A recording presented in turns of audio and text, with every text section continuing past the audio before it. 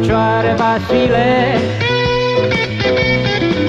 Ne-am adunat și-om vorbi mai peste vreo 2-3 zile.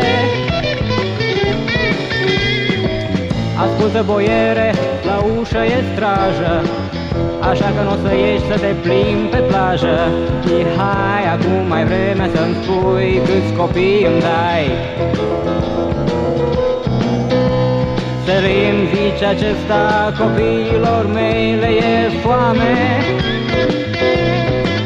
La voi nu sunt cartofi, la voi cresc numai banane. Lasă, nu-ți fă tu griji, vorba Selim e o toarnă, că-i bun să culeagă banane la toamnă. Mihai, acum mai vremea să-mi spui câți copii îmi dai. Dar aici s-au născut, intervine Vasile din ușă. Aici au condiții, la voi n-au decât câte o mătușă.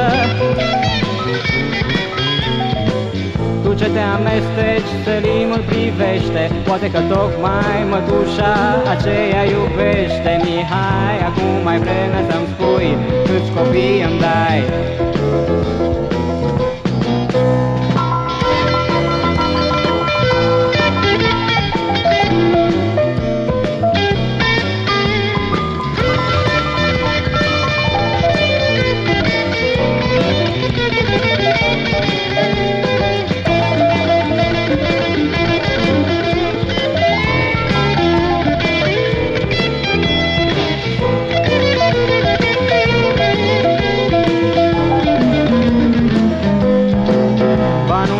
Niciun copil, Mihai se burzuluiește,